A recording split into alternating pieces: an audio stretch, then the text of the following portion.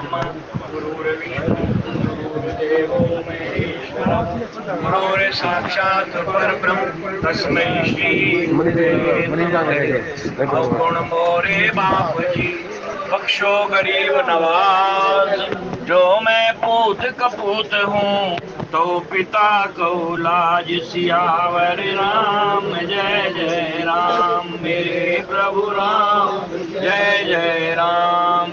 लेकर तेरा आसरा चला करण यह काज, आज सभा में राखियो सतगुरु मेरी लाज। सियावर राम जय जय राम, मेरे प्रभु राम जय जय राम।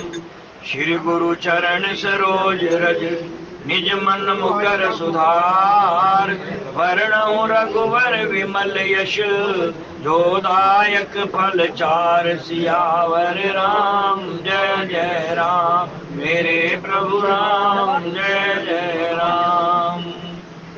बुद्धिहीन तनु जान के सिमरऊं पवन कुमार, बल बुद्धि विद्या देहु मोहे हरहु कलेश विकार। सियावर राम जय जय राम, मेरे प्रभु राम जय जय राम।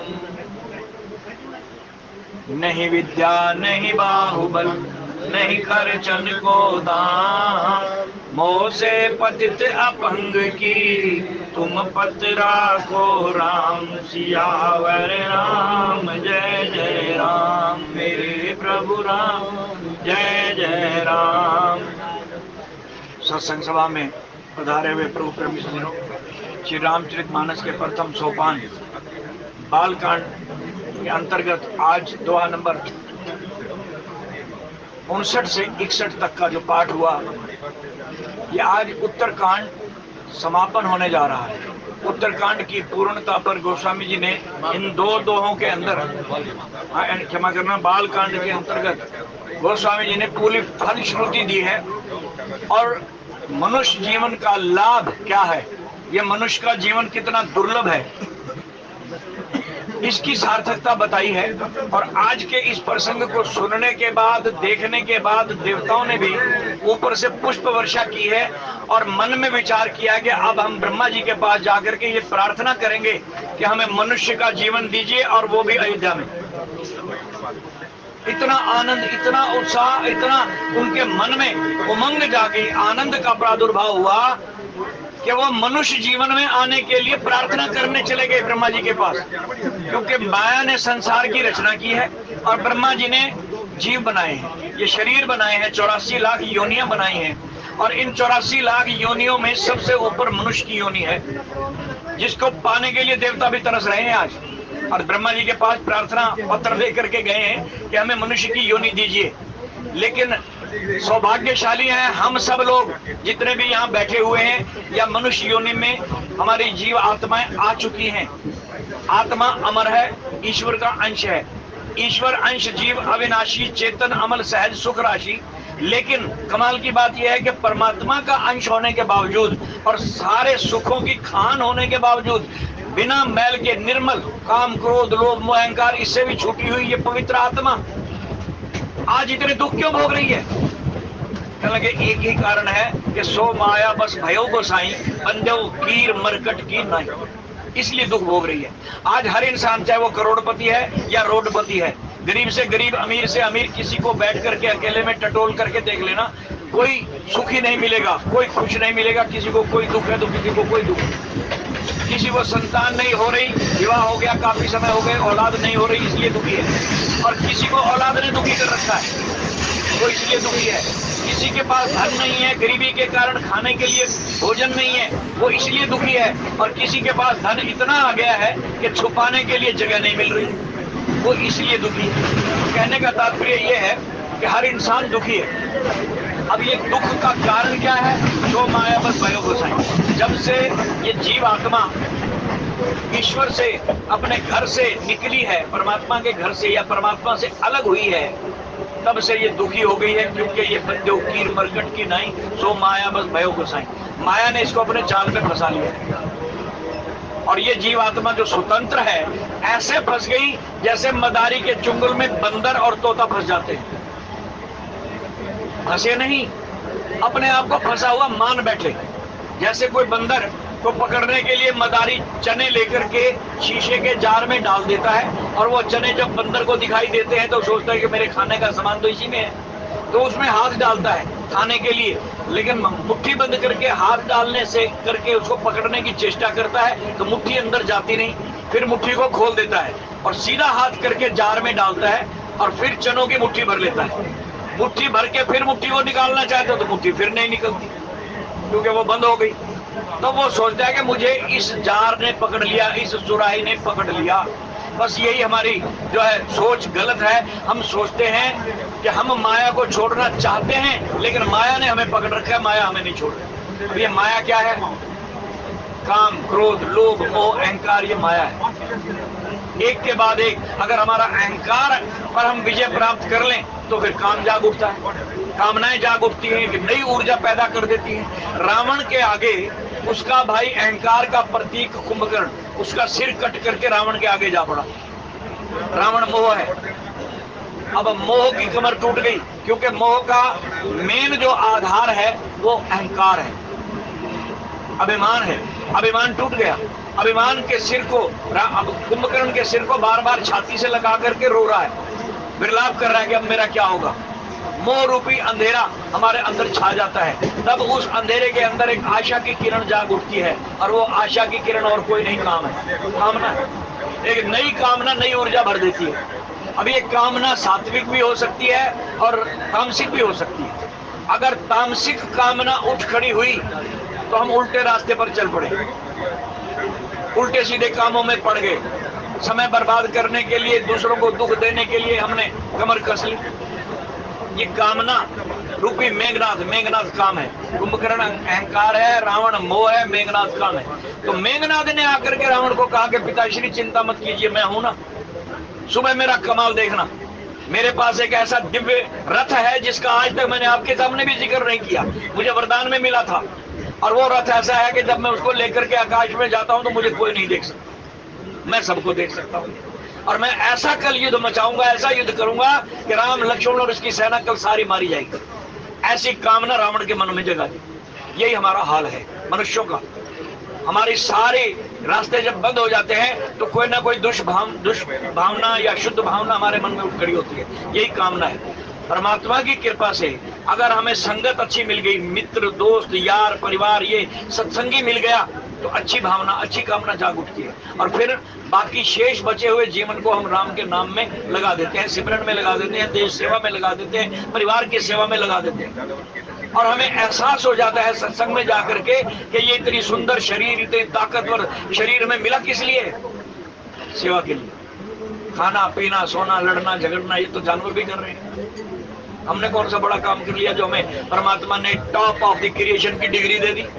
सबसे ऊंची रचना मनुष्य है। क्या खासियत है हमारे? खाना, पीना, सोना, लड़ना, झगड़ना, ये तो जानवर भी कर रहे हैं। संतान उत्पन्न करना, फिर मर जाना, ये तो काम जानवरों की योनि में भी हम करके आ चुके हैं। देव योनि में भी हम पहुंच चुके हैं, स्वर्गों में, वैकुंठों में भी हम हो करके आ चुके हैं, लेकिन आनंद नहीं मिला, शांति नहीं मिली। शांति है केवल मनुष्य के पास अगर वो सत्संग से जुड़ जाए, विवेक की जागृति हो जाए। विवेक क्या है? बुद्धि की वो निर्णायक शक्ति जो ये फैसला करती है कि मुझे क्या करना है और क्या नहीं करना है। ये फैसला विवेक करता है। और अगर हमारी वो बुद्धि अंधकार में, रावण रूपी मोह के अंदर डूब गई तो फिर हम गलत रास्ते पर चल पड़ते हैं और इतना गलत रास्ता अपना लेते हैं जैसा कि बताने की जरूरत नहीं। आजकल आप देख ही रहे हैं, ये तो अभी कलयुग की शुरुआत है। इसमें बाप बेटे के सामने मुखर होकर के बोलता है, उल्टे सीधे जवाब देता है, कहीं कहीं बेइज्जती भी कर देता है। और कुछ प्रसंग तो ऐसे भी देखने में आए, टीवियों पर सुनने में भी आए, जिन्होंने अपने माँ बाप की पिटाई तक कर डाली। यही मनुष्य नहीं इसलिए दी गई थी। भाई भाई से दुश्मनी लेकर के बैठा है, किस लिए? लोभ के कारण। काम, क्रोध, लोभ, मोह, यही तो है, माया का परिवार है। लोभ के कारण। लोभ क्या है कि मेरे भाई के पास 2 खूट ज्यादा चले गए, या हमारा 3 मंजिल का मकान है, 1 मंजिल माँ बाप के पास है, 2 हमारे पास है, लेकिन मैं तो ऊपर वाली लूंगा, मैं नीचे वाली। बस यही यही सोच हमारी गलत है। अगर हम थोड़ा सा अपनी मानसिकता को राम के साथ जोड़ करके ये विचारधारा अपना लें कि मेरा भाई अगर गरीब है, इसके भी 2 बच्चे हैं, मेरे भी 2 बच्चे हैं, मेरी इनकम 60-70 हजार या लाख रुपए के करीब और इसकी 20-25 की है, मेरे बच्चे अच्छे स्कूलों में पढ़ रहे हैं, तो क्यों ना मैं इसकी भी मदद कर दूं। भाई और किसी की नहीं कर सकते, ना सही सके मां जाएगी तो कर सकते हो, बाहर भी मत करो, उसके बच्चों को पढ़ाओ।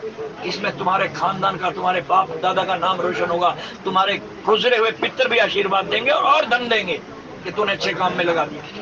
ये धन का सदुपयोग है। और अगर ताकत दी है, शरीर में इतनी ताकत है कि तुम अकेले 8-10 पर भारी पड़ सकते हो, तो फिर वहां भारी पड़ो जहां अन्याय होता हुआ देख रहे हो, किसी गरीब की पिटाई होती देख रहे हो, किसी औरत पर जुल्म होता हुआ देख रहे हो, उसकी वीडियो मत बनाओ, बल्कि उस ताकत का इस्तेमाल करो जो 5-4 आदमियों पर भारी पड़ सकते।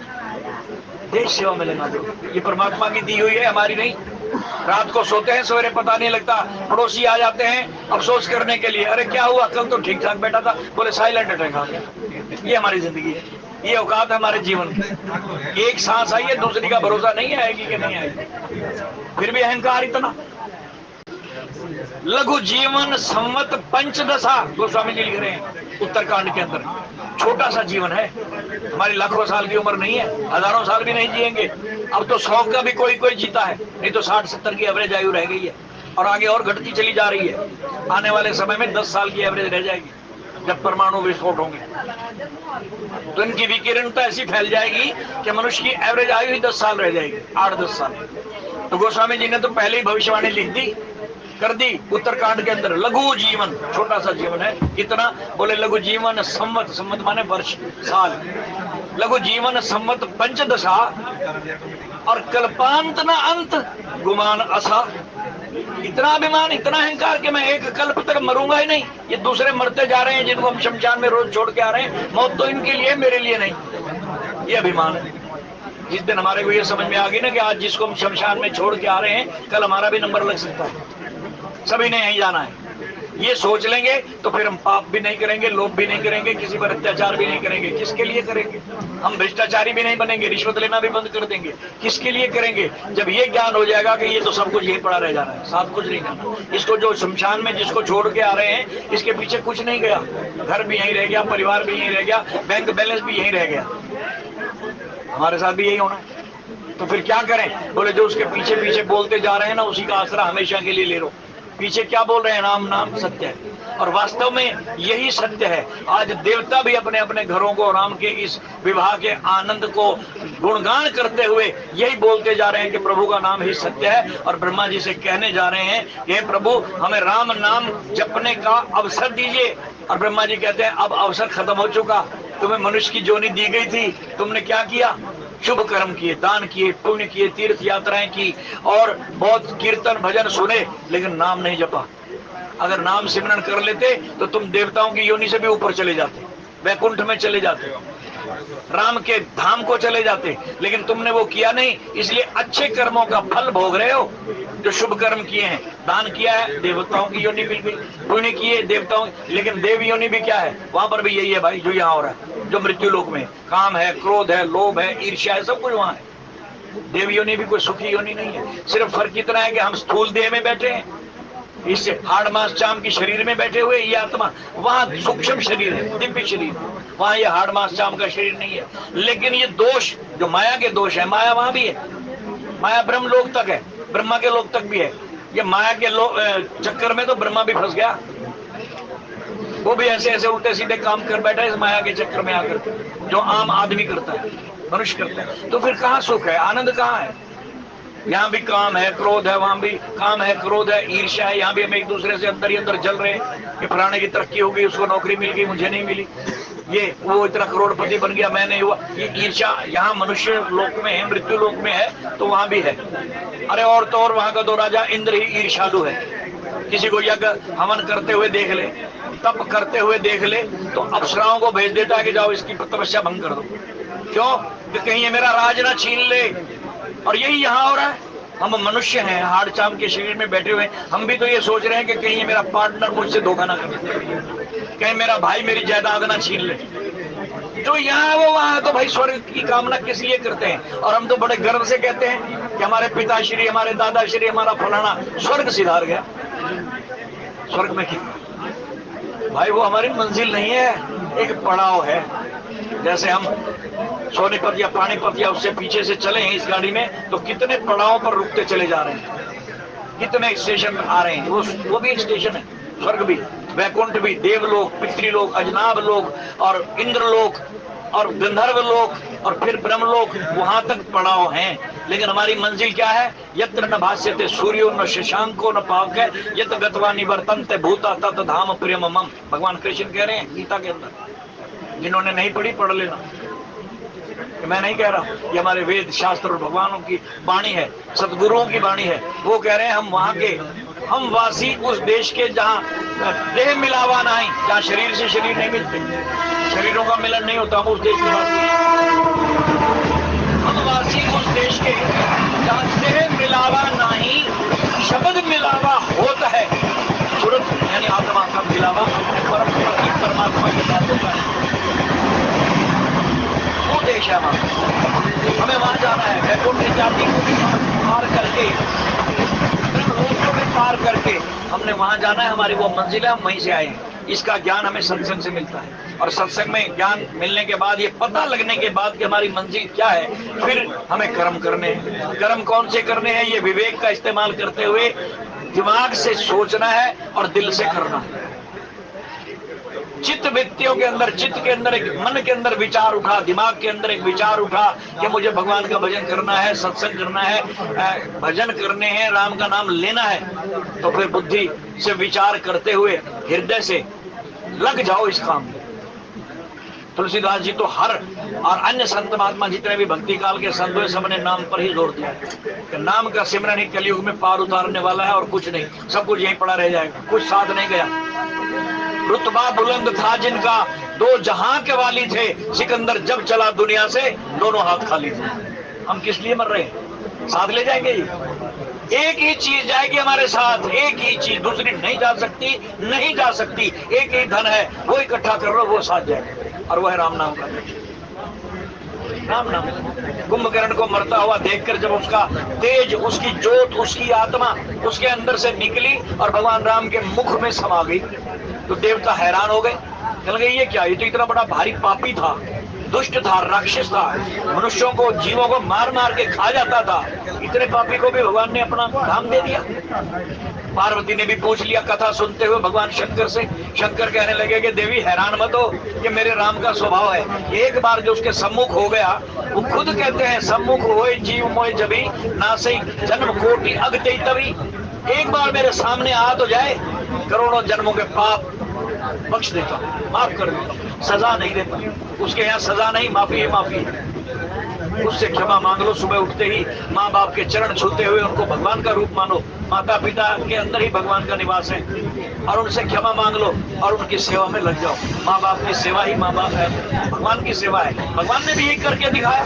जब मनुष्य योनि में आए, मनुष्य रूप में जन्म लिया, तो प्रातः काल उठ के रघुनाथा, माता पिता गुरु नाम ही माता, माँ बाप का आशीर्वाद लेकर के काम की शुरुआत कर। तो ये प्रसंग आज का जो है, ये हमें ये सिखा रहा है, बता रहा है कि हमारा मनुष्य योनि में आने का लाभ क्या है, हमारा कर्तव्य क्या है, हमें करना क्या है। आज भगवान राम को वापिस आए हुए, जनकपुर से वापिस आए हुए बहुत दिन बीत गए। सभी ऋषि मुनि ब्राह्मण वहां ठहरे हुए हैं राजा दशरथ के महल में। नित्य प्रति कथाएं होती है, सत्संग होता है। रोज कोई ना कोई संत 2-3 घंटे या 1 पहर, 2 पहर, 3 पहर बैठ करके सत्संग करते हैं। कौन कौन से ऋषि हैं? वशिष्ठ जी, जाबाली जी, वामदेव जी, विश्वामित्र जी और श्रृंगी जी, एक से एक बढ़कर के ऋषि वहां मौजूद हैं, जो रोजाना कथा करते हैं, भगवान के गुणगान गाते हैं। संतों के पास क्या होता है? राम नाम की महिमा, राम के गुण बताना। अभी 2-3 महीने बाद कुंभ लगने जा रहा है, बढ़िया वहां देखना। लगभग 2-3 महीने तक ये कुंभ का वातावरण वहां रहेगा, और नित्य प्रति या 1-1 हफ्ते के लिए अभी से ही सब संतों की बुकिंग हो चुकी है। शिविर लग जाएंगे उनके, और वहां 1-1 हफ्ते तक, या कोई 2 दिन तक, कोई 1 दिन तक, सभी संत विश्व भर के, भारत के नहीं, पूरे ब्रह्मांड से विश्व भर के संत वहां आएंगे और अपनी हाजिरी लगवाएंगे सत्संग। और उस स्थान पर बैठ करके सत्संग सुनना सोने पे सुहागा। वैसे तो सत्संग की महिमा हर जगह है, यहाँ गाड़ी में सुन रहे हो ना मन लगा करके ध्यान से, तो इसका भी फल उतना ही है जो वहां है। लेकिन तीर्थ का, घर का, मंदिर का और चलते फिरते सत्संग सुनने का अलग अलग महात्म्य है, अलग अलग मंतव्य है। कई बार चलते चलते भी सत्संग 2, 4, 5, 10 मिनट का किसी से बातचीत करते चले तो वो भी अच्छा है। क्यों अच्छा है? क्योंकि हम किसी की निंदा चुगली तो नहीं करते जा रहे, किसी की बुराई तो नहीं करते जा रहे, राम का नाम ही तो सुनते जा रहे हैं, लेते जा रहे हैं, तो इसलिए वो भी अच्छा है। घर में करते हो, सुबह उठ करके घंटा 2 घंटे राम का नाम लेते हो तो और अच्छा है। रास्ते में चलने की बजाय घर में लेना और ज्यादा अच्छा है। मंदिर में बैठ के करते हो तो उससे और ज्यादा अच्छा है। और किसी तीर्थ पर जाकर के सत्संग करते हो तो हजारों गुना ज्यादा फल है। तो आज महाराज दशरथ के महल में रोज का ये नित्यनेम बन गया है। और शुभ घड़ी देख करके गुरु वशिष्ठ ने कहा कि अब बच्चों के यानी राम, लक्ष्मण, भरत, शत्रुघ्न और इनकी धर्म पत्नियों के कंगने खुलवा दो। ब्याह के समय कंगना बांधा जाता है, आप सबको एक्सपीरियंस होगा जो भाई विवाह करवा चुके हैं। कंगना बांधा जाता है जिसमें कुछ कौड़ियां और कुछ और पदार्थ, सुपारी इत्यादि और हल्दी की गांठ वगैरह लगा करके वो कंगना बांधा जाता है पैरों में भी और उसमें। बोले ये कंगने खुलवाने का समय आ गया, पितृ विसर्जन कीजिए, पितरों का आह्वान किया जाता है, वो समय आ गया। शुभ घड़ी शोध करके गुरु जी ने आज्ञा दी है, श्री राम जय राम जय जय राम, श्री राम जय राम जय जय राम, सुदिन शोध कल कंकण छोरे। शुभ दिन, शुभ घड़ी शोध करके, विचार करके, अपने पत्रे में देख करके गुरु जी ने बताया कि वो समय आ गया है जब इनके कंगने खोले जाएंगे। कंगने खुलवा दिए गए। मंगल मोद विनोद न थोरे, चारों तरफ मंगल गान हो रहे हैं। बहुएं, जवान स्त्रियां मंगल गीत गा रही हैं, ब्याह के गीत गा रही हैं। आनंद आनंद ही आनंद छा गया पूरा महल के अंदर। नित नव सुख सुर देख सिहाई, अवध जन्म जाचे विधि पाई। रोज रोज के इस आनंद को देखने के लिए देवता सूक्ष्म रूप में अपने अपने विमानों में बैठ करके अपने लोक छोड़ करके आते हैं, अपने लोक छोड़ करके। और हम इंसान हैं, इस योनि को पाने के लिए देवता तरस रहे हैं। देवलोक, इंद्रलोक, जनाब लोक, बृहस्पति लोक, गंधर्व लोक, ब्रह्मलोक तक इतने सुखमय लोकों को, वैकुंठ लोक जो उनके धाम है, जो उनके निवास स्थान है, उनको छोड़ छोड़ करके सब ऊपर आकाश मंडल पर अयोध्या के ऊपर छा गए। क्या देख रहे हैं? रोज नया नित्य उत्साह देख रहे हैं, आनंद देख रहे हैं, खुशियां देख रहे हैं और इतने आनंदित होते हैं कहेंगे ऐसा आनंद तो कभी देखा ही नहीं। फिर क्या करते हैं? बोले नित्य नव सुख सुर देख सिहाई। रोजाना आनंद को देख देख करके, सुर माने देवता, सिहाई अंदर ही अंदर अपने आप को कोस रहे हैं। हम देवता की योनि में क्यों आ गए? हमें देवलोक क्यों मिला? स्वर्ग में आए क्यों? हम वैकुंठ में क्यों आए? कहाँ जाना चाहिए था हमें? तो बोले चलो ब्रह्मा जी के पास चलते हैं। और क्या कर रहे हैं जा करके? बोले अवध जन्म जाचई विधि जाए। विधि माने ब्रह्मा। अवध जन्म जा करके याचना करते हैं। जाचे में याचना करना, प्रार्थना करना। और हमें तो मिल चुका, हम इसका क्या लाभ उठा रहे हैं? इधर उधर के कामों में व्यर्थ समय ही तो बर्बाद कर रहे हैं। एक एक सांस कीमती है भाई, अगला सांस पता नहीं मिले कि ना मिले। ये सांस और ग्रास गिन करके मिले हुए हैं, गिन कर। एक भी सांस, हमारी अंतिम सांस निकलने के बाद, आखिरी सांस निकलने के बाद कोई विश्व का बड़े से बड़ा डॉक्टर हमें हमारी सांसें लौटा नहीं सकता, वापस नहीं दे सकता। उसको सारी जमीन जायदाद उसके नाम कर दो, उसको कहो कि मुझे 10 सांस दे दे, मुझे किसी से बात कर रही है, एक सांस भी नहीं दे सकता। आखिरी सांस निकल गई तो निकल गई। इसलिए सांस और ग्रास जो हम खाते हैं ना, ग्रास भोजन, ये भी गिन के मिले हैं और सांस भी गिन के मिली है। तो इन सांसों को, इन ग्रासों को क्यों ना सार्थक किया जाए। एक एक सांस राम के नाम में लगा दो, भगवान को भोग लगा करके भोजन करो। वाल्मीकि जी कह रहे हैं तुम्हें निवेदित भोजन करें, समर्पित तुम्हें पट भूषण धरें। जो तुम्हें अर्पित करके, तुम्हें भोग लगवा करके फिर भोजन करता है और नए कपड़े खरीद करके आकर के पहले तुम्हारा धन्यवाद करता है कि प्रभु तेरा लाख लाख शुक्र है, तूने आज सवेरे मुझे जिंदा उठाया। मेरे साथ लाखों लोग और भी सोए थे लेकिन कई तो सोए रह गए, तू गई नहीं। मैं भाग्यशाली हूँ, तेरा बहुत बहुत शुक्र है, धन्यवाद। अरे किसी से पेन लेकर के साइन करने के बाद वापस कर देते हैं तो कहते हैं थैंक यू भैया, कहते हैं ना, उसका इतना भी थैंक यू नहीं कर सकते जितने रात को सुलाया था और आज सवेरे फिर उठा दिया। कई सोए के सोए रह गए। धन्यवाद कीजिए उसका, शुक्राना कीजिए उसका कि तूने मुझे जिंदा उठाया और फिर पहनने के लिए वस्त्र दिए। वो लोग भी तो हैं जिनके पास कड़कती ठंड के अंदर पहनने के लिए कपड़े नहीं है, चलने के लिए पैर नहीं है, आंख देखने के लिए आंख नहीं है, कान से बहरे हैं। कितने लोगों को अस्पताल में जाके देख लो, अपने घर के बाहर या स्टेशनों पर जाकर के देख लो, मनुष्य जोनी में आकर के भी किस तरह का जीवन जी रहे हैं। वो जानवरों से भी बदतर जीवन जी रहे हैं, दारू पीते हैं और नालियों में जा पड़ते हैं। कुत्तों से भी गंदी जिंदगी उन मनुष्यों की है। जो चोला तो मनुष्य का है, शरीर मनुष्य का है, शरीर मनुष्य का है, लेकिन जिंदगी जानवरों से भी बदतर है। परमात्मा का धन्यवाद करो कि मालिक तेरा लाख लाख शुक्र है कि तूने मनुष्य जोनी दी, पहनने के लिए अच्छे वस्त्र दिए, खाने के लिए भोजन दे रहा है, रहने के लिए अच्छा मकान दे रहा है। यही तो चाहिए जिंदगी की जरूरत, और क्या है। इससे ज्यादा अगर हम इकट्ठा करते हैं तो उसको अपरिग्रह कहते हैं। आवश्यकता से ज्यादा इकट्ठा करना वो अपरिग्रह है, लेकिन वो साथ थोड़ी जाना, वो यही रह जाएगा, उसको कोई लूट लेगा। श्री राम जय राम, श्री राम जय राम, जय जय राम, श्री राम जय राम, जय जय राम, जय राम जय जय राम। सब कुछ यही रह जाना है, कुछ नहीं साथ में जाना। जितना मर्जी भ्रष्टाचार कर लो, रिश्वतें ले लो, भाई से धोखा कर लो, देश से गद्दारी कर लो, जो मर्जी कर लो, कुछ साथ नहीं जाने वाला, सब यही रह। यही सोच विवेक कहलाती है। विवेक, जिसका ये विवेक जागृत हो गया, उसके भाव जाग उठे और वो सत्संग सुन करके परमात्मा के साथ जुड़ गया और फिर अपने हाथों से अपना भरण पोषण कर रहा है, नेक हक हलाल की कमाई से घर परिवार का पालन कर रहा है, अपना भी पालन कर रहा है और उसमें से भी कुछ दान दे रहा है, तो दूसरों का भी पेट भर रहा है। यही सार्थकता है जीवन की। तो आज देवता इस मनुष्य योनि में आने के लिए तरस रहे हैं और ब्रह्मा जी के पास जा रहे हैं। क्या कह रहे हैं? नित्य नव सुख सुर देख सियाई, अवध जन्म जाचे विधि पाई। अयोध्या में जन्म मिले ऐसी याचना लेकर के, ऐसी प्रार्थना लेकर के ब्रह्मा जी के पास जा रहे हैं कि हमें अयोध्या में मनुष्य का जन्म दीजिए। हम देव योनि से तंग आ चुके हैं, इसमें कुछ नहीं मिला। यही वही ईर्ष्या, जलन, एक दूसरे के साथ प्रतिकार, एक दूसरे के साथ द्वेष भावना, ये यहाँ भी है। सूक्ष्म शरीर में है तो क्या हुआ? इससे तो मनुष्य योनि अच्छी थी, कम से कम भजन तो कर सकते थे, सत्संग तो सुन सकते थे। देवता लोग सत्संग नहीं सुन सकते, राम का नाम नहीं ले सकते, भजन नहीं कर सकते, क्योंकि ये उपलब्धि, ये वरदान केवल मनुष्य को प्राप्त है और किसी को नहीं। ब्रह्मा जी भी का भी मन जब सत्संग सुनने का होता है तो नारद जी को बुलवाते हैं। सूक्ष्म देह धारण करके नारद जी रोज अयोध्या में आते हैं, भगवान की लीलाएं देख करके जाते हैं और ब्रह्मलोक तक सबको सुनाते जाते हैं, खुद नहीं सुन सकते। तो हम कितने सौभाग्यशाली हैं कि रोज सत्संग सुन रहे हैं, भगवान के दिए हुए वचनों का पालन कर रहे हैं और अपना कर्तव्य निर्वहन कर रहे हैं। तो इसके लिए हमें सात्विक मार्ग पर चलना होगा। हक हलाल की कमाई खाओ, उसी से बच्चों का भरण पोषण करो, फिर देखो आपकी औलाद कितनी धार्मिक होती है। अगर तुमने भ्रष्टाचार के पैसों से पालन किया तो श्रीमद् भागवत के अंदर ये प्रसंग आता है कि वो बच्चे भी भ्रष्टाचारी ही बन जाएंगे, वो गलत कामों में पड़ जाएंगे, अय्याशी आ जाएगी, धन को खत्म कर देंगे और करोड़ों रुपए का धन भी ज्यादा से ज्यादा 10 पीढ़ी तक काम आएगा, उसके बाद कटोरा हाथ में आ जाएगा।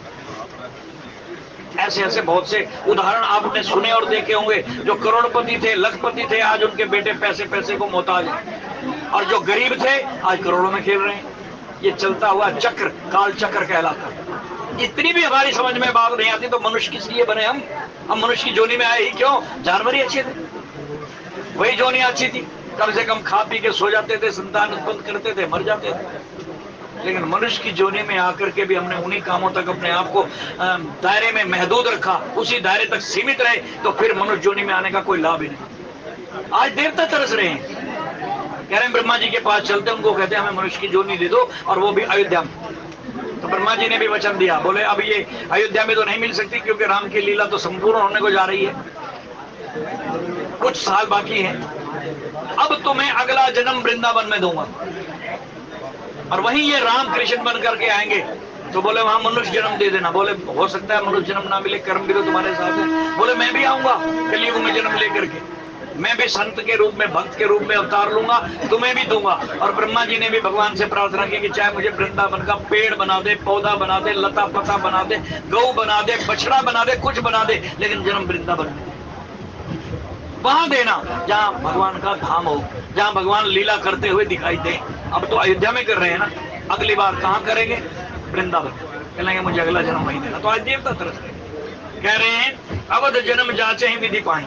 ब्रह्मा जी के पास गए हैं याचना लेकर के, और उधर विश्वामित्र चलन नित चैही, राम सप्रेम विनय बस रही, दिन दिन सैगुण भूपति भाऊ, देख सरहा महा मुनि राव। विश्वामित्र जी रोज उठते हैं, सुबह स्नान इत्यादि करके तैयार होते हैं, और महाराज दशरथ से कहते हैं कि मुझे विदा कीजिए, सबको तो विदाई दे दी, मुझे भी विदाई दीजिए। दशरथ जी कहते नहीं, एक दिन और। राम लक्ष्मण भरत शत्रुघ्न चारों भाई पैर पकड़ लेते हैं गुरु के, विश्वामित्र जी के। कहने लगे आपकी बदौलत तो हम यहाँ तक पहुंचे हैं, गुरु का ही आशीर्वाद ना होता तो हम तो घर में ही रह जाते। हमारे पिता तो मोह में फंस गए थे।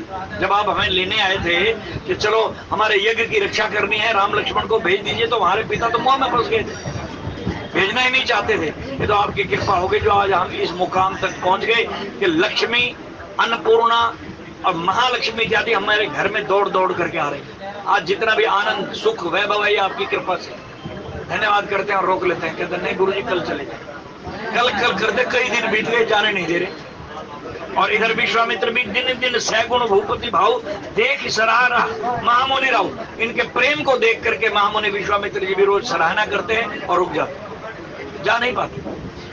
मांगत विदा राव अनुरागे सुतन समेत ठाड़ भेद आगे, नाथ सकल संपदा तुम्हारी मैं सेवक समेत सुत नारी। अब विदा मांग रहे हैं राजा दशरथ से। तो राजा दशरथ अपने पत्नियों, परिवार, तीनों चारों बहुएं, चारों बेटे और वो अपने सेनापति, जो कोष खजाना था, खजाने की चाबियां इत्यादि लेकर के विश्वामित्र जी के चरणों में ले गए। कहेंगे प्रभु ये मेरा कुछ नहीं, ये जो कुछ है आपका दिया हुआ, आप अपनी अमानत संभालिए, मैं तो आपका सेवक हूं, मुझे तो सेवा का मौका दीजिए, मुझे क्या करना। सब कुछ गुरु के अर्पित कर दिया। और शास्त्र कहते हैं कि सेवक हो तो ऐसा ही कि सेवक ऐसा चाहिए जो गुरु को सर्वस्व दे, सब कुछ उसके अर्पित कर दे, क्योंकि उसी का दिया हुआ है। सर्वस्व दे, लेकिन गुरु कैसा होना चाहिए? बोले गुरु को ऐसा चाहिए कि शिष्य की सुई न ले, सुई तक भी न ले। आजकल की तरह नहीं, कलयुग के गुरु तो ऐसे, उत्तरकांड में आएगा उनका जिक्र, कि जो धन पर ही नजर रखेंगे अपने शिष्यों की, उनका ज्ञान हरण नहीं करेंगे, धन ऐंठ लेंगे। तो ये ऐसा गुरु जो कहता है मुझे कुछ नहीं चाहिए, शिष्य की सुई न ले, सुई तक को ब्याज नहीं लगाता, सबको हाथ लगा करके स्पर्श करके वापिस लौटा दिया। कहने लगे राजन हम तो संत हैं, ऋषि मुनि हैं, जंगलों में रहते हैं, हमें राजकाज से क्या लेना देना, हमारा आशीर्वाद तुम्हारे साथ है, ये काम तुम्हारा है, तुम करो, लेकिन हमारी आज्ञा और शास्त्रों की आज्ञा के अंदर रह करके राज करो, हमारी अमानत समझ करके, हमारी धरोहर समझ करके इसका उपयोग करना, उपभोग मत करना। उपयोग करना, हम धन कमा लेते हैं फिर उपभोग करने लग जाते हैं। क्या है उपभोग? या अनर्गल भोग। जैसे धन बहुत आ गया, खाने को रोटी नहीं थी, गुजारा मुश्किल से होता था, आज मालिक की कृपा से इतना धन आ गया तो हमने उसका दुरुपयोग करना शुरू कर दिया। क्या? शराब मंगा ली और इधर उधर खर्च करने शुरू कर दिए, क्लबों में जाने लग गए। कल जैन मुनि की कथा में सुन रहा था, कहने लगे पहले जब धन थोड़ा होता है तो पति पत्नी और बच्चे घर में बैठ करके बाल्टी मार करके चूल्हे के आगे चूल्हे में सेक सेक करके रोटी खाते। थोड़ा सा और धन बढ़ गया तो फिर बाहर से मंगाना शुरू कर देते हैं, आज आउटिंग कर रही धन आ गया ना, ये विचारधारा बदलती चली जाती है। और ज्यादा धन आ गया तो फिर और गुलछरे उड़ाने, उसके साथ मदिरा पान और पता नहीं डांस और क्लबों में जाना, और ये शुरू कर देते हैं। कल तक खाने की रोटी चूल्हे में सेक करके खाते थे और आज धन ने दिमाग खराब कर दिया, भूल गए कि भगवान को भी याद करना है जिसने दिया। विश्वामित्र जी कह रहे हैं याद रखना, ये मेरा मान रहे हो ना, तो मेरा मान करके इसका उपयोग करना, उपभोग नहीं। भोग विलास में मतलब उड़ा देना इसको। ये हमारे लिए शिक्षा है, दशरथ के लिए नहीं। दशरथ तो स्वयं ज्ञानी है, पिछले जन्म में 23,000 साल तक तप किया है, तब जाकर के उनके घर में राम का जन्म हुआ। तो उनको बताने का तात्पर्य हमें सिखाना है कलयुग के जीवों को। क्या कलयुग के जीवों, अगर धन आ भी जाए थोड़ा संभल करके प्रयोग करो। राम ने दिया, राम का धन्यवाद करते हुए, गुरुओं का धन्यवाद करते हुए उसमें खर्च करना। जुए में, शराब में, व्यभिचार में, वैश्यालियों में, किसी के साथ बुरा करने में, सुपारी इत्यादि देने में, इन कामों में खर्च मत करना, वरना कल्पों तक सर्गेशु नरकेशु, सर कहते कल्प को, कई कल्पों तक नरकों में जाना पड़ेगा, कई कल्पों। ये जीवन तो 60, 70, 80 साल का है ना, और नरक कल्पों, इनकी गिनती नहीं, करोड़ों साल। तो इसलिए समझा रहे हैं कि ये सब कुछ मेरा दिया हुआ मान करके इसका उपयोग करना। करब सदा लरिकन पर छो दर्श देत रैब मुनि मोहु अस कही राउ सहित सुतरानी पर्यो चरण मुख आवन बाणी। और जब विश्वामित्र जी ने इस तरह का आशीर्वाद दिया और जाने लगे तो सारे के सारे उनके चरणों में लेट गए। दशरथ जी, उनकी रानियां, उनकी बहुएं, उनका परिवार, मंत्रिमंडल सब लेट करके आशीर्वाद ले रहे हैं। और फिर दीन आशीष विप्र बहु भांति, ब्राह्मण देवता यानी विश्वामित्र ने बहुत प्रकार से आशीर्वाद दिए, सबको आशीर्वाद दिए। चले न प्रीति रीति कही जाती, फिर वहां से चल पड़े। और प्रेम का जो उन्होंने निर्वाह किया उसका बखान नहीं हो सकता, इतना प्रेम है उनके मन में राम जी के प्रति। राम सप्रेम संग सब भाई आए सुपाई फिरे पहुंचाई। फिर राम लक्ष्मण भरत शत्रुघ्न को विदाई देने के लिए गेट तक आए, दरवाजे तक आए। ये भी नियम है, हमारे घर में कोई मेहमान आए, कोई बुजुर्ग आ जाए, कोई गुरु आ जाए, संत आ जाए, तो सेवा इत्यादि करने के बाद जितने दिन भी वो रहे उसके बाद विदाई करने के लिए कुछ दूरी तक साथ जाओ, गेट तक तो जरूर जाओ, नहीं तो गली के बाहर तक या गांव के बाहर तक जरूर छोड़ना, ये नियम है। तो राम जी अपने भाइयों से विदाई देने के लिए गए। राम रूप भूपति भक्ति व्याह उछा आनंद जात सराहत मन ही मन मुदित गाधि कुल चंद सियावर राम जय जय राम, मेरे प्रभु राम जय जय राम। अब विश्वामित्र जी जा रहे हैं, लेकिन मन में भाव क्या है वो भी हमारे लिए एक शिक्षा है।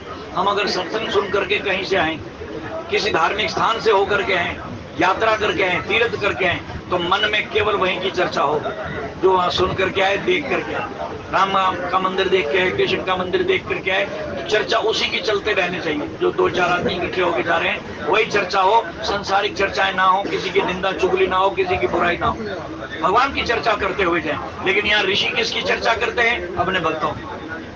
गुरु अपने शिष्यों की चर्चा करता जा रहा है कि देखो कितना आनंद आया, मैं रोज तैयार होता था, जाने ही नहीं देते थे, मुझे प्रेम की डोर में बांध के रखा। जबकि संत महात्मा ऋषि मुनि स्वतंत्र होते हैं, किसी के बांधे से बंधते नहीं, जैसे नदी का जल रुकता नहीं। लेकिन इनके प्रेम के बांध ने इनको इतने दिन तक रोक के रखा और विश्वामित्र उनकी सराहना करते जा रहे हैं। धन्य है वो जीव, वो मनुष्य, वो इंसान जिसकी तारीफ उसके पीठ के पीछे बड़े लोग करें, बड़े लोग, संत महात्मा, दादा और बुजुर्ग वो करें। पीठ पीछे ही तो तारीफ करते जा रहे हैं।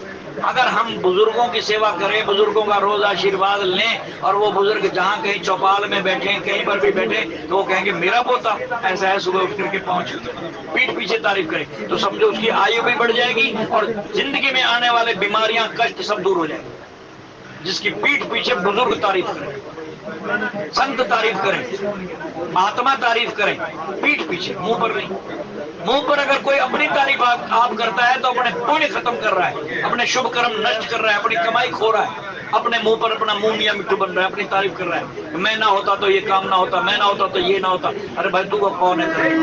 तेरे अंदर बैठी हुई ताकत ही ना होती जिसको राम कहते हैं, तो तेरा हाथ ही नहीं उठ सकता।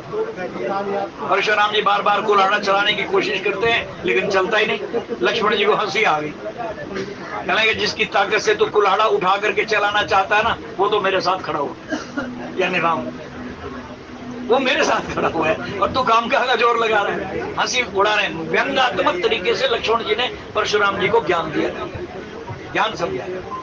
परशुराम जी को अहंकार हो गया। 21 बार मैंने धरती खाली कर दी खिचड़ियों से, ये अहंकार सिर पर बैठ गया था। तो लक्ष्मण जी ने ये भूत, अहंकार का भूत बड़े प्यार से व्यंग करते हुए, ताने देते हुए उतारा। आचार्य हैं लक्ष्मण जी, जीवाचार्य, आचार्य ही ये काम कर सकता है, गुरु ये काम कर सकता है। शिष्य का भूत बातों बातों में पढ़ा के, लिखा के, समझा सके, डांट डपट से उतार सके। तो जिसकी तारीफ गुरु लोग करें, बड़े लोग करें, वो धन्य है, उसका मनुष्य जोनि में आना धन्य है। वामदेव रघुकुल गुर ज्ञानी बहुरी गाढ़ कथा बखानी सुनि मुनि सुजस मन ही मन राहु बरनत आपन पुण्य प्रभाव बहुरे लोग रजायो सुभयो सुतन समेत नृपति ग्रह गयो जह तय राम ब्याह सब गावा सुजस पुनीत लोक त्यों छावा। तो अब सब के सब लोग विश्वामित्र के जाने के बाद उनके पीठ पीछे तारीफ करें। ये तो जाते हुए राजा की और उन लोगों के राम लक्ष्मण इत्यादि भाइयों की तारीफ करते जा रहे हैं, प्रशंसा गाते जा रहे हैं, लेकिन पीठ पीछे सभी ऋषि मुनि उनकी प्रशंसा कर रहे हैं। और विशेषकर गुरु वशिष्ठ ने कथा सुना दी। ये देखो, ये भी राजा थे, राजा दशरथ को बता रहे हैं, ये भी एक तुम्हारी तरह राजा थे, महाराजा गादी के पुत्र थे, राजकाज छोड़ करके सन्यासी हो गए, संत हो गए, ऋषि बन गए। और फिर ऋषि बन करके थोड़ी देर के लिए इन्होंने जब आत्मज्ञान की प्राप्ति कर ली, शक्तियां आ गई, रिद्धियां सिद्धियां आ गई, तो इन्होंने ताकत के बल पर नया स्वर्ग बना दिया था अपने शिष्य के लिए, जिसको वो कहते हैं त्रिशंकु उल्टा लटक गया, लेकिन उसके लिए नए स्वर्ग की स्थापना कर दी थी। इतनी ताकतें आ गई थी भजन सिमरन करने के साथ, यज्ञ हवन करने के साथ, उसका अहंकार आ गया। और फिर कहने लगे कि मैं ब्रह्म ऋषि बनकर के ही रहूंगा, जब तक ब्रह्म ऋषि मुझे कोई उपाधि नहीं देगा मैं शांति से नहीं बैठूंगा। और वही उपाधि कौन देगा? बोले वशिष्ठ जी। अब वशिष्ठ जी कहते हैं कि विश्वामित्र में सारे गुण हैं, लेकिन जब तक इसका अहंकार चूर नहीं हो जाता, घमंड नहीं छोड़ देता, इसके मन में दया, कृपा और करुणा नहीं जागती, तब तक ये ब्रह्म ऋषि कहलाने के लायक नहीं। एक दिन इसने कुल्हाड़ा उठा लिया, तलवार उठा ली, आज मैं गुरु वशिष्ठ के 100 पुत्रों को तो पहले मार चुके थे ईर्ष्या के कारण, आज मैं इनको भी मार दूंगा। और उनकी कुटिया के पीछे जाकर के खड़े हो गए। जब अंदर माता अरुंधति से बातचीत कर रहे थे गुरु वशिष्ठ, और यही कह रहे थे, कह लगे इसके अंदर अहंकार ना होना तो ये ब्रह्म ऋषि बन चुका, लेकिन जिस दिन इसमें करुणा जाग जाएगी उस दिन ये ब्रह्म ऋषि का फल पा जाएगा, ब्रह्म ऋषि गाधी तन मन करुणा जागी, बिनु हरि मरही न, बिनु हरि कृपा मरही नहीं पापी। करुणा कब जागी? जब हमारी स्वभाव ने इनके यज्ञ विध्वंस करने शुरू कर दिए, ताड़का ने, तब मन में करुणा जागी। गाधी तन मन करुणा जागी। इसी के इंतजार थे वशिष्ठ जी को, और इनको उपाधि दे दी ब्रह्म ऋषि। और जब ये मिलने के लिए गए, हथियार डाल दी, मारने की इच्छा खत्म हो गई, और ये काम किया राम ने। राम जी को उपाधि दी गई कि आप भव सागर के सेतु हैं, पुल है। पुल का काम होता है किनारे को दूसरे से जोड़ना। विश्वामित्र और वशिष्ठ जी का अलग अलग किनारे थे भव सागर के अंदर, लेकिन दोनों का मिलन करवा दिया राम ने। चंद्रवंशी राजा जनक और सूर्यवंशी राजा दशरथ, दोनों कुलों का मिलन करवा दिया इस पुल ने। धर्म सेतु, सेतु कहते हैं पुल को, धर्म सेतु पालक तुम ताता, कसन कहू राम असबाता। विश्वामित्र जी कह रहे हैं तुम तो धर्म के पुल हो, जो रुसे हुए को मना देते हो, आपस में मिलवा देते हो। एक वो है जो मने मनाए अच्छे भले घर में फूट डाल देते हैं और भाई भाई को लड़वा देते हैं, सास बहू को लड़वा देते हैं, ऐसी मंत्राएं बहुत है। लेकिन तुम तो धर्म के पुल हो जो बिछड़े हुए को मिलवा देते हो। तो ये सच्चे मन से हमें सत्संग सुन करके ऐसे गुण अपनाने चाहिए, तब हमारा मनुष्य जोनी में आना सार्थक है, वरना जानवर ही अच्छे होते। तो आज उनकी तारीफ पीठ पीछे हो रही है और उनकी कथाएं गाई जा रही हैं। आए बिहार राम घर जबते, बसई आनंद अवध सब तबते, प्रभु विवाह जस भयो उचाऊ सकई, न भरनी गिरा अहि नाहू। जब से राम जी विवाह करके आए हैं, तब से आनंद में उत्साह ही उत्साह हो रहा है। तीनों लोकों में, आकाश पाताल स्वर्ग वैकुंठ तक मंगल गान गाए जा रहे हैं। धरती पर तो नित्य उत्साह हो रहा है, नित्य नई दिवाली मनाई जा रही है। ऐसा उत्साह सबके घर में हो। कब होगा? जब कोई भगवान राम के, कब से? जनेऊ काल से लेकर। बोले श्री राम जय जय राम। निज गिरा पावन करण कारण, राम जस तुलसी गयो, रघुबीर चरित अपार बारिधि पारि, कवि कौन है गयो। अब कहाँ से सुनना है इसको और कहाँ तक सुनना है, ये इस लाइन में बताने चले हैं। बोले उपवीत व्याह उचा मंगल, सुनी जे सादर गामहि। जनेऊ 5 साल की उम्र में जनेऊ धारण होते थे, तब गुरुकुल में दाखिला मिलता था पहले का। अब भी यही नियम है कि पहले सरस्वती पूजन होता है, फिर स्कूलों में दाखिले करते हैं। तो उस समय गुरुकुल में जाने के लिए उपवीत जनेऊ धारण करना भी जरूरी होता था। तो जब से भगवान राम का जनेऊ संस्कार हुआ, तब से लेकर उपवीत ब्याह उछा मंगल, सुनी जे सादर गावई। जो आदर मान के समान इस प्रसंग को सुनेंगे, जनेऊ काल से लेकर के विवाह तक का, यानी आज तक का सारी कथा जो ध्यान से सुनेंगे गाएंगे, वह देगी राम प्रसाद ते जन सर्वदा सुख पावई। उनके ऊपर सदा राम और सीता की कृपा बरसती रहेगी, जैसे सावन में बादल बरसते, ऐसे बरसे। राम जी का कब उपनयन संस्कार हुआ, यानी कब 5 साल के हुए, जनेऊ धारण किया, गुरुकुल में पढ़ने गए, वहां से लेकर सीता के को ब्याह करके लाए, यहाँ तक का प्रसंग, ताड़का का मारना भी बीच में आ गया, धनुष तोड़ना भी बीच में आ गया, सब कुछ ये प्रसंग जो ध्यान से गाएंगे सुनेंगे, उन पर राम और सीता की कृपा निरंतर बनी रहेगी। श्री रघुवीर विवाह जे सब प्रेम गाँव ही सुनई, तिन कहूँ सदा उछाह, मंगलाए तन राम जस। जो निरंतर इस कथा को सुनेगा, गाएगा, रोज थोड़ा बहुत पढ़ता रहेगा, 1 अध्याय 2 अध्याय 1 2 चौपाई जितनी हो सके या सुनता रहेगा, उसके घर में सदा सदा सदा खुशियां आए, मंगल उत्सव होते रहे, कोई ना कोई शुभ कार्यक्रम होता रहेगा, कभी सुंदरकांड का पाठ, कभी और कोई कथा करवा लेगा, कभी कुछ ना कोई मांगलिक कार्य होंगे, कभी विवाह का उत्सव होता रहेगा।